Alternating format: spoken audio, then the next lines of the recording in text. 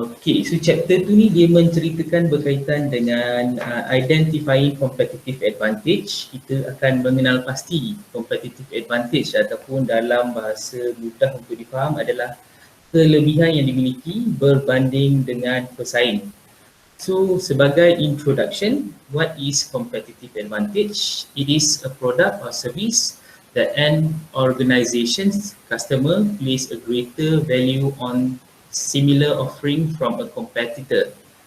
Unfortunately, competitive advantage is temporary because competitors keep duplicating this strategy. Then the company should start a new competitive advantage. Dalam pemahaman, untuk memudahkan pemahaman, competitive advantage ni adalah sesuatu barangan ataupun servis yang di-offer oleh sesebuah syarikat ataupun organisasi untuk membezakan dia dengan pesaingnya, dan dia memberi produk ataupun servis tersebut sebagai satu nilai tambahan untuk menarik minat pelanggan. Tetapi competitive advantage ini dia bersifat sementara, sebabnya selepas contohnya kalau kita tawarkan sesuatu produk yang bersifat competitive advantage, sudah semestinya kita punya pesaing akan meniru kita punya competitive advantage. Kalau tak serupa pun dia akan seakan-akan.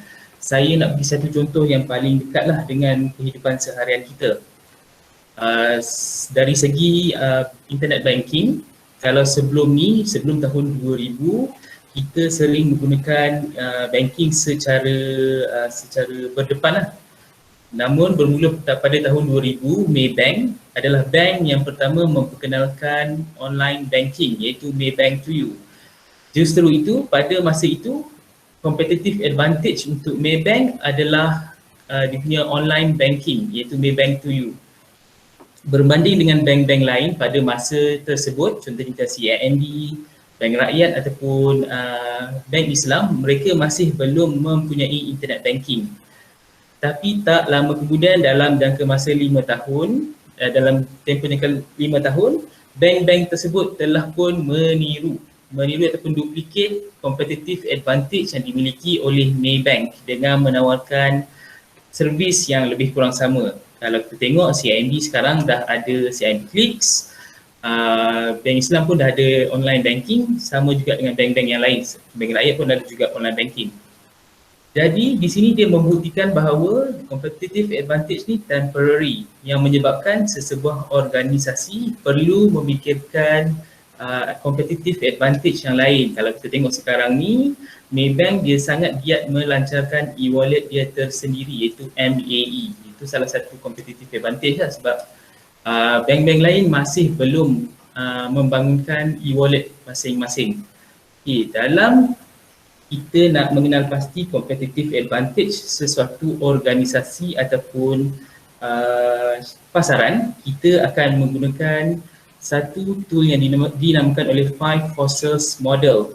Five Forces Model ni diilhamkan oleh Michael Porter untuk kita menilai dan juga menganalisa pasaran yang kita hendak masuk ataupun kita nak ceburilah. Jadi untuk awak nampak dengan lebih jelas, saya galakkan awak untuk rujuk kepada gambar rajah ni. Dalam setiap satu indikator dalam Five Forces Model, dia ada menceritakan dua jenis situasi, di mana yang pertama adalah situasi dari segi high dan juga situasi kedua adalah low. Untuk indikator yang pertama, kita tengok buyer power, iaitu kuasa pembeli.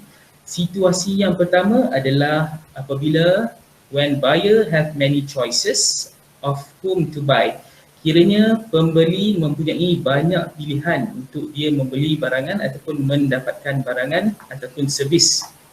Yang kedua, situasi kedua adalah mereka mempunyai pilihan yang sedikit, pilihan yang terhad. Jadi situationnya adalah low. Kiranya kuasa pembeli adalah rendah berbanding dengan situasi yang pertama, iaitu kuasa pembeli adalah tinggi.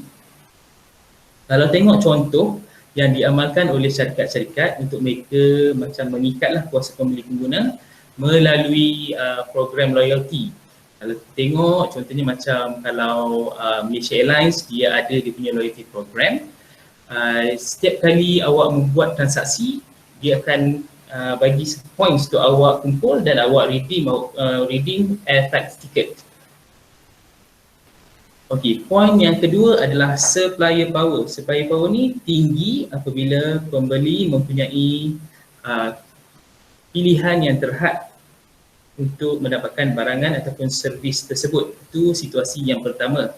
Situasi yang kedua adalah apabila kuasa supplier rendah, apabila mereka mempunyai pengguna mempunyai banyak pilihan untuk membeli barangan. Hubungan di antara buyer dan supplier power ni dia berkait rapat. Dia itu yang dimaksudkan dengan supplier power is the converse of buyer power. Apa yang dimaksudkan di sini adalah kalau anda tengok kuasa pembeli dengan kuasa supplier adalah berlawanan. Bila kuasa pembeli tinggi, maka kuasa supplier rendah sebab pembeli ada kuasa beli yang tinggi, dia ada duit banyak.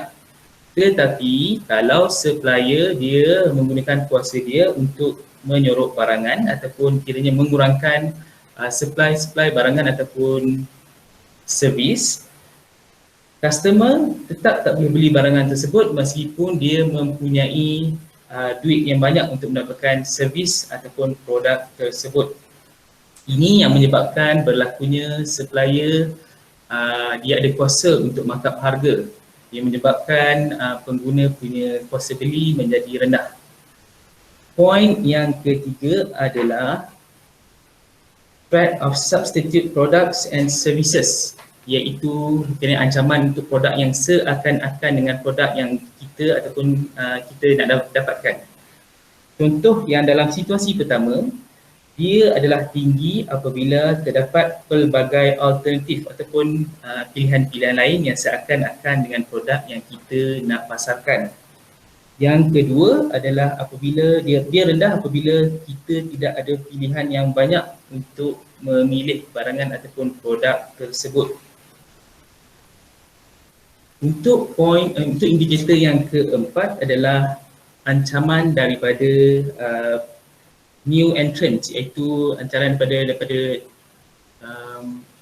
syarikat-syarikat baru yang ingin menawarkan produk yang seakan sama.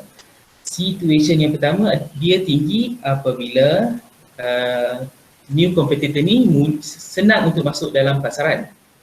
Tetapi dia akan jadi rendah apabila ada entry barrier yang diletakkan di dalam keadaan kita nak memasuki sesuatu pasaran. Contohnya, kalau nak masuk pasaran untuk memasarkan produk-produk kecantikan, kita kena mendapatkan kelulusan daripada Kementerian Kesihatan Malaysia. Itu adalah salah satu contoh entry barriers untuk memasuki sesuatu pasaran. Dan contoh yang terakhir adalah rivalry among existing competitors. Persaingan di antara kompetitor yang sedia ada lah. Yang pertamanya apabila dia jadi tinggi apabila competition is fierce in a market. Kiranya banyak pesaing-pesaing yang menawarkan harga yang menarik dan menjadi tarikan kepada pengguna. Untuk situasi yang kedua, rivalry among existing customer adalah dia menjadi rendah apabila keadaan pasaran adalah selesa, kiranya kurangnya persaingan. Kalau tengok contoh yang paling dekat dalam kehidupan seharian kita adalah dari segi contohnya groceries market. Kita tengok kita ada pelbagai pilihan, contohnya kita ada Giant, kita ada Tesco, kita ada Aeon, kita ada Jaya Grocer, kita ada banyak pilihan. Tetapi untuk mereka menawarkan competitive advantage, saya ambil contoh sekarang ni kalau yang paling dekat dengan saya adalah Tesco. Berbanding dengan pesaing-pesaingnya, Tesco ada buat satu application, food application, iaitu Scan and Shop.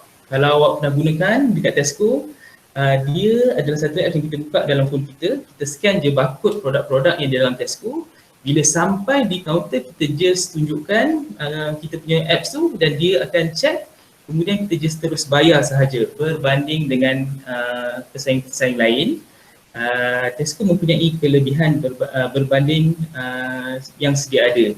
Kalau kita tak gunakan apps tu, kita kena beratur, bila sampai ke kaunter queue panjang, maka dia akan menyebabkan orang akan rasa macam susah untuk mendapatkan produk tersebut.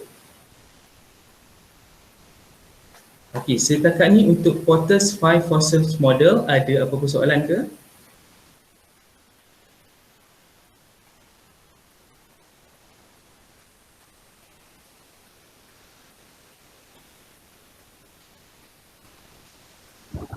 Tak ada, Chef.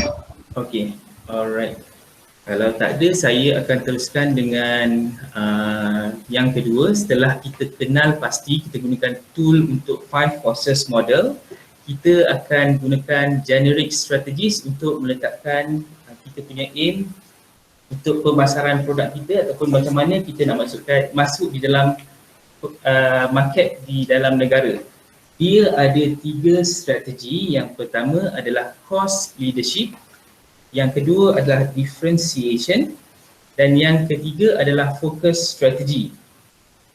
Untuk cost leadership ni, dia adalah becoming a low cost producer in the industry that allows company to offer lower prices to customer. Maknanya dia berupaya menawarkan harga yang rendah berbanding dengan pesaing-pesaing dia.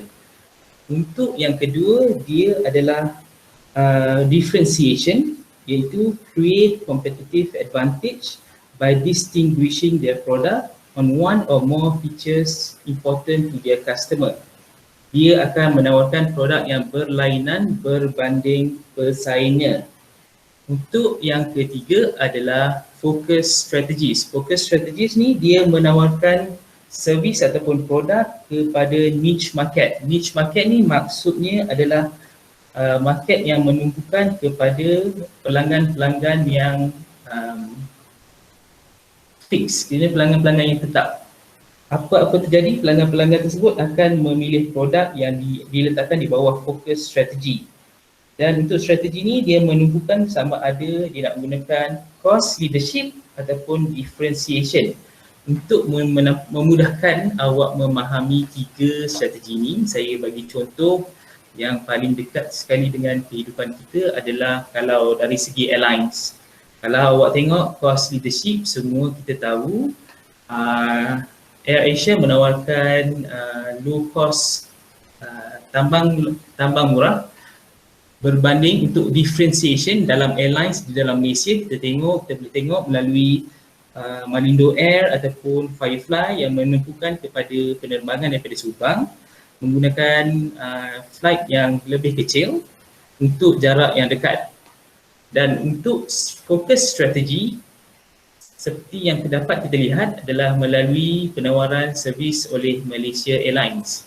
Malaysia Airlines dia menumpukan produk servis terhadap pelanggan-pelanggan premium di mana mereka tidak kisah untuk mengeluarkan duit untuk mendapatkan servis yang premium berbanding dengan cost leadership.